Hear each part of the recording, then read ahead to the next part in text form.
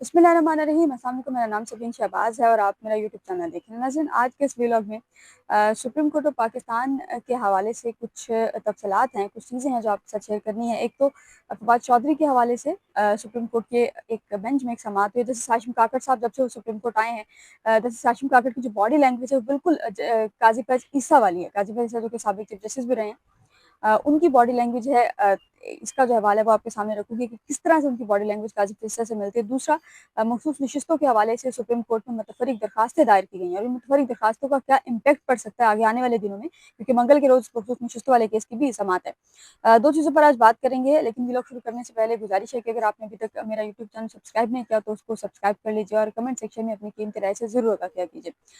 फवाद चौधरी के हवाले से सबसे पहले बात करेंगे। फवाद चौधरी ने सुप्रीम कोर्ट में 9 मई के बाद एक दरख्वास्त दायर की थी कि एक बंदे पे एक जुर्म के उसमें मुख्तलिफ मकामात पर मुकदमा नहीं हो सकता। यानी कि अगर एक जुर्म एक बंदा रावलपिंडी में कर रहा है तो उसी सेम जुर्म में लाहौर या क्वेटा या किसी और भी शहर में मुकदमा जो है वो नहीं हो सकता।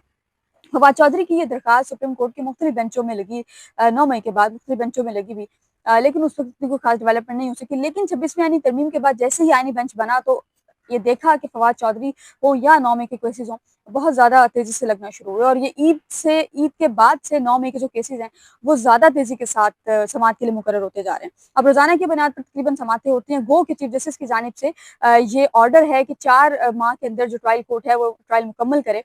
फवाद चौधरी की जो दरखास्त है उस पर आज समाअत थी और जस्टिस हाशिम काकड़ जो कि बलोचिस्तान हाई कोर्ट से जिनको ट्रांसफर बलोचिस्तान हाई कोर्ट से जुडिशल कमीशन में इनको बतौर सुप्रीम कोर्ट में एडिशनल जज जो लाया गया। जस्टिस हाशिम काकड़ की सरबराही में 3 रुकनी बेंच आज ये समाअत कर रहा था। फवाद चौधरी साहब जो है वो आज सुप्रीम कोर्ट में ज़ाती हैसियत में मौजूद थे।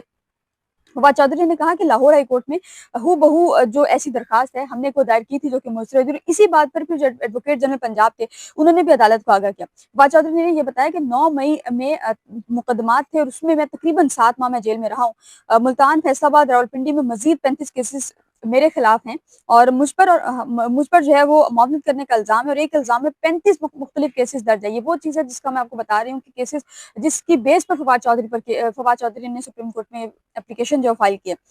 जैसे हाशिम काकड़ ने यहाँ पर फवाद चौधरी से कहा, उन्होंने कहा कि आप भी चाहते हैं कि एक मुकदमा हो और एक ट्रायल हो। जो फवाद चौधरी ने कहा कि केस मेरिट पर सुने, प्रोसिक्यूशन जज्बाती ना हो। अब जो है वो अब तो केसेस कोई अरसा गुजर चुका है, 2 ढाई साल से ज्यादा हो गया, यही इन्हीं केसेस में मुख्तलिफ अदालतों में पेशियां हम जो है भुगत रहे हैं। फवाद चौधरी ने, जैसे हाशिम काकड़ ने यहाँ पर फवाद चौधरी से मुकालमा किया। बड़ा इंटरेस्टिंग मुकालमा था। हर केस में वो कहना को मुकालमा करते। गुज़िश्ता जो जिस हाशिम काकड़ का जो बेंच था उसमें जिस हाशिम काकड़ ने गुज़िश्ता हफ्ते एक समाअत की, तो एक उस समाअत के दौरान उन्होंने एक रिमार्क्स ये दिए थे कि यहाँ पर इल्तवा जो है या तो अगर जज फौत हो जाए उस सूरत में मिलता है, उस पर जो उनके लेफ्ट राइट पर 2 जजेस मौजूद थे, उन दोनों ने जस्टिस हाशिम काकड़ को बड़े गौर से जो है वो देखा था और फिर उन्होंने कहा, आज उन्होंने जस्टिस हाशिम काकड़ ने फवाद चौधरी को उन्होंने कहा कि आप सियासतदान हैं, आप हौसला रखें, मैं सियासी फर्द होता तो कहता कि मुझे जेल भेज दो। और जेल जो है वो सियासतदानों को लीडर बनाती है, जैसे हाशिम काकड़ साहब कह रहे हैं। और फिर उन्होंने कहा कि हाई कोर्ट में एक फैसला हुआ और ऑफिशियल ऑर्डर इंटेलिजेंस ने कॉपी पेस्ट जो है वो किया हुआ था। एक ये इस तरह के इल्जामात जो है वो लगते रहते हैं। जैसे हाशिम काकड़ ने फवाद चौधरी से कहा, उन्होंने कहा कि आप फिक्र ना करें, आपका जो मुकदमा है वो महफूज हाथों में है। जैसे हाशिम काकड़ कह रहे हैं कि लाहौर हाई कोर्ट ने एतराजात बरकरार रखने की कोई वजह नहीं बताई और हाई कोर्ट का ऑर्डर फैसला कम और शाही फरमान ज्यादा लग रहा है। शाइस्ता लोधी की वीडियो क्लिप पर 85 मुकदमा दर्ज और कोयटा में 84 मुकदमात मैंने खारिज किए थे। मुख्तलिफ शहरों में बेंच 9 में लोगों की सहूलत के लिए जो है बनाए जाते हैं। बहरहाल अब इस केस की समाअत 20 मई तक मुलतवी की गई है। फवाद चौधरी के केसेस में मोस्टली ये देखा जाता है कि या तो फवाद चौधरी साहब तैयारी से नहीं आते या वो पेश नहीं हो सकते, इल्तवा की दरखास्त दायर कर दी जाती है या कुछ और होता है। लेकिन इस दफा फवाद चौधरी पेश भी हुए, लेकिन उनकी बदकिस्मती कह लें या बेंच की एक वो कह लें कि केस आगे नहीं बढ़ सका और अब 20 मई तक जो है वो समाअत मुलतवी की गई। ऑर्डर लाने का कहा गया है कि जो मुतल्लिका अदालत से जो ऑर्डर हुआ था, पास हुआ था, वो ऑर्डर जो है वो अदालत जो है वो लेकर आया जाए। दूसरा, मखसूस नशिस्तों के हवाले से आपको पता है कि सुप्रीम कोर्ट में इस वक्त केस चल रहा है मखसूस नशिस्तों के फैसले के खिलाफ। वो फैसला जो 2024 में आया था, अभी तक उस पर अमल दरामद नहीं हुआ, लेकिन उस फैसले के खिलाफ सुप्रीम कोर्ट में जो दरखास्तें हैं वो आना शुरू हुई। 3 दरखास्तें आई। 26वीं तरमीम के बाद वो दरखास्तें भी समाअत के लिए मुकर्रर हुई। जो फैसले के खिलाफ अपीलें हैं वो सुप्रीम कोर्ट में इस वक्त पेंडिंग है, चल रही हैं, उस पर समातें हो रही हैं। 4 समातें हो चुकी। चौथी 5वीं समात जो है वो गुज़िश्ता समात पर फैसल सिद्दीकी साहब जो कि कराची बार को रिप्रेजेंट कर रहे, इससे कबल फैसल सिद्दीकी इस्लामाबाद हाई कोर्ट को रिप्रेजेंट कर रहे थे, लेकिन इस्लामाबाद हाई कोर्ट बार अपनी जो दरखास्तें हैं वो वापस ले चुकी है। फैसल सिद्दीकी साहब जो है उन्होंने सुप्रीम कोर्ट ऑफ पाकिस्तान में मुतफरिक दरखास्तें दायर की हैं मखसूस नशिस्तों के हवाले से। 3 तरह के मौक़िफ़ उन्होंने इन दरखास्तों में अपनाए हैं। एक तो बेंच पर एतराज़ है कि जो ऑथर जजेस हैं उनको शामिल नहीं किया गया, बेंच से 2 लोगों को निकाला गया। ये एतराज़ बेंच का है, जो कि वो उस दिन बता चुके हैं कि बेंच पर एतराज़ करेंगे और बेंच पर एतराज़ करने के लिए एक पिटीशन वो सुप्रीम कोर्ट में फाइल करने जा रहे हैं। दूसरा केस की जो कार्रवाई है उसको बरह रास्त नशर करने की जो दरखास्त है वो भी उन्होंने की है। और तीसरा उन्होंने ये कहा है कि 26वीं तरमीम केस का जो फैसला है वो मखसूस नशिस्तों के केस से पहले करने की जो दरखास्त है वो की 26वीं आईनी तरमीम के खिलाफ सुप्रीम कोर्ट में दरखास्त इस वक्त चल रही है। एक समात उस पर हुई, उसके बाद दोबारा वो केस जो है वो समात के लिए मुकर्रर नहीं हुआ। दरखास्त में फैसल सिद्दीकी साहब की जानिब से ये कहा गया है कि तयशुदा असूल ये है कि नजरसानी वही बेंच सुनता है जिसने फैसला किया हो।